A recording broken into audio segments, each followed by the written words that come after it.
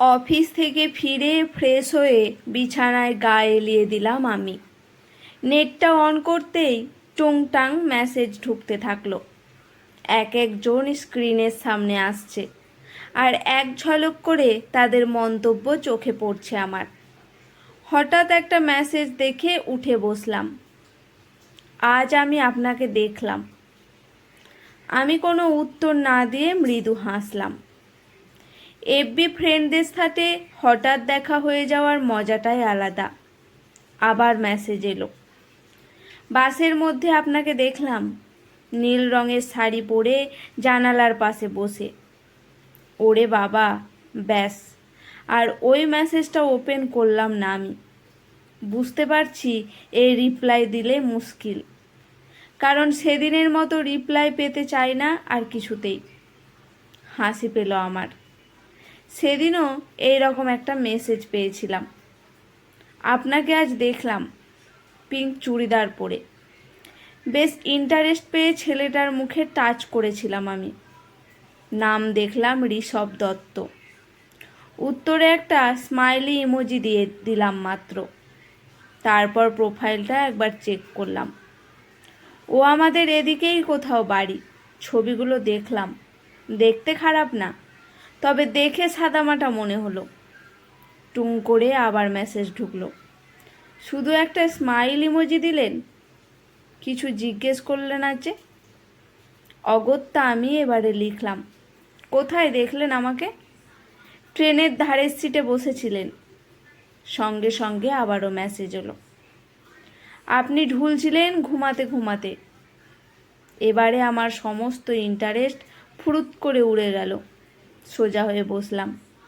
ইস, সত্যি আজ কলেজ ফেরত ট্রেনের ধারে সিট পেয়ে আমার চোখটা একটু লেগে গিয়েছিল। মানে প্রায় লেগে যায় আর কি। আমি সংকোচের সাথে শুধু বললাম, ও, তা রোজই কি অমন ঘুমাতে ঘুমাতে আসেন? আমি বুঝলাম উত্তর ঠিকঠাক দিতে না পারলে লেগ পুলিং করবে।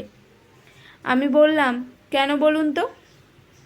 না, মানে যারা ওই গরমে ভিড়ে দাঁড়িয়ে দাঁড়িয়ে আসে, তারা যখন কাউকে বসে অমন ঢুলে ঢুলে ঘুমাতে দেখে, তাদের নিশ্চয় হেব্বি রাগ হয়। তাতে আমি কি করব? তবে ওই জন্যই কিন্তু দৌড়ে দৌড়ে এসে তবেই ধারের সিট পাওয়া যায়।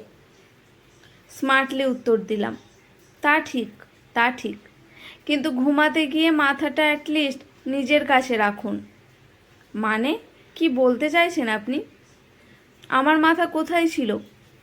বিরক্ত লাগলো। বলছেটা কি? সারাক্ষণ আমার কাঁধেই মাথাটা হেলিয়ে দিচ্ছিলেন যে। বিশ্বাস না হয় এই দেখুন ছবি। টুং করে একটা ফটো ঢুকলো। এবারে আমার চোখ গোল হয়ে গেল। হ্যাঁ, তাই তো। আমি ঘাড় এলিয়ে ঘুমাচ্ছি ছেলেটার কাঁধে মাথা হেলিয়ে। ছেলেটা কি পাজি, ছবিও তুলেছে। একে আবার আমি সাদামাটা ভাবছিলাম।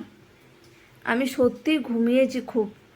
গতকাল ঠাম্মির শরীরটা খারাপ ছিল বলে ঠিকঠাক ঘুম হয়নি। তাই ট্রেনে ধারে জায়গা পেতে একেবারে লাস্ট স্টপেজে নামবো বলে নিশ্চিন্তে তার সদ্ব্যবহার করেছিলাম। আমি রিপ্লাই দিচ্ছি না দেখে ছেলেটি আবার বলল, কতবার সোজা করে দেবার চেষ্টা করলাম মাথাটা, কিন্তু আপনি। বুঝলাম আর কথা বাড়ানো উচিত নয়, তাই ও সরি সরি বলে কাটতে চাইলাম। কি যাচ্ছে তাই অবস্থা। না না, সরি বলতে হবে না। আসলে ওরকম ঘুমালে আমার জায়গায় অন্যজন থাকলে কিন্তু অনেক কিছু ভুলভাল হতে পারত।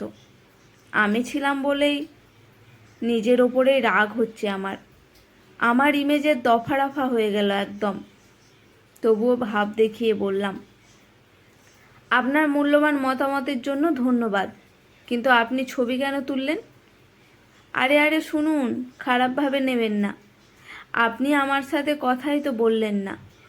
ভাবেন কে না কে জাস্ট এফবি ফ্রেন্ড, কিন্তু সব এফবি ফ্রেন্ড কিন্তু খারাপ হয় না, সেটা বোঝাতেই জাস্ট ফটোটা তোলা। অন্যভাবে নেবেন না প্লিজ, দোহাই আপনার। ছেলেটার নির্ভেজাল স্বীকারোক্তি দেখে ভালোই লাগলো আমার।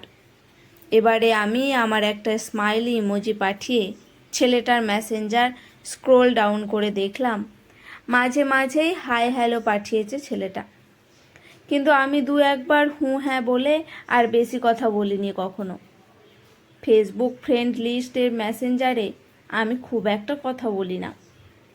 কিছু ভালো বন্ধু এফবি থেকে পেলেও বেশিরভাগটাই ফ্ল্যাট করতে চাই, যেমন সবার ক্ষেত্রে হয় আর কি। তাই এসব থেকে শত হস্তে দূরে থাকি আমি। দিনের পর দিন কত মেসেজ আনসিন হয়ে পড়ে থাকে। সময়েরও অভাব আছে যদিও, কিন্তু যাচাই হোক, মনে হচ্ছে এই ছেলেটা মন্দ নয়। তাই আমি লিখলাম, ধন্যবাদ আপনার মূল্যবান কাঁধে কিছুক্ষণের জন্য আমার এই অধম মাথাকে স্থান দেওয়ার জন্য। ইস, এক বলেছেন, আমি কৃতার্থ। এরপরে বললেই আবারও না হয় কাঁধে গিয়ে দেব। তবে একটাই অনুরোধ আছে, প্লিজ অন্য কারো কাঁধে মাথা দিয়ে ঘুমাবেন না। এবারে আমার রাগ আর হাসি দুটোই পেল। বললাম, ভাড়া কত? আজ্ঞে, কিসের ভাড়া? কিসের আবার? আপনার কাঁধের। এই যে এইভাবে সারা রাস্তা অন্যর মাথার ভার বয়ে নিয়ে চাইছেন আগ বাড়িয়ে, সেই জন্যই বললাম। এক গাদা হাসির ইমোজি দিয়েছিল ছেলেটি। তারপর বলেছিল, কাল সন্ধে ফেরার পথে 1 কাপ কফি জাস্ট। সেই শুরু আমাদের। আজও অফিস থেকে ফেরার পথে বাসে ঘুমিয়ে কাটাই। সারাদিনের সংসারে কাজের চাপ, সেই সঙ্গে অফিস, 1.5 ঘন্টার রাস্তা, একটু ঘুমিয়ে নিলে ফ্রেশ লাগে। যদিও আজকাল মাথাটা নিজের কাছেই রাখতে চেষ্টা করি। কি করছো? শুয়ে একা একা হাসছো যে? অফিসের ড্রেস ছাড়তে ছাড়তে জিজ্ঞাসা করলো ঋষভ। আমি মুচকি হেসে বললাম, আজ একজন ফেসবুক ফ্রেন্ড আমাকে বাসে দেখেছে বলল। ও আমার দিকে কৌতূহলী দৃষ্টিতে তাকিয়ে বলল, বলো কি, ঘুমন্ত অবস্থায় নিশ্চয়? আমি কিল দেখিয়ে বললাম, সবসময় তোমার মজা। একটু কাঁধে মাথা রেখে ঘুমিয়েছিলাম বলে সারা জীবন আমাকে শুনিয়ে গেলে। ভয় পায় যে, আবার কার না কার কাঁধে মাথা দাও। আর সে যদি আমার মতো কাঁধে গিয়ে দেয়, ঋষভ ভয় পাবার ভঙ্গিতে বলল। আমি উঠে এসে ওর গলা জড়িয়ে ধরে বললাম, আরে না গো না, তোমারই কাঁধে আমি 7 জন্মের মতো চিরতরে চিরস্থায়ী বন্দোবস্ত করে নিয়েছি। অতই কি সোজা আমার মাথার ভার সহ্য করা? ঋষভ চোখ টিপে মুচকি হেসে বলল, হ্যাঁ গিন্নি, সে আমি এখন হাড়ে হাড়ে টের পাচ্ছি। আজকের এই মজার গল্পটি এখানেই সমাপ্ত। গল্পটি কেমন লাগলো অবশ্যই কমেন্ট করে জানাবেন। গল্পটি শুনে যদি আপনাদের ভালো লেগে থাকে, চ্যানেলটি সাবস্ক্রাইব করে লাইক করে আমার পাশে থাকবেন। ধন্যবাদ।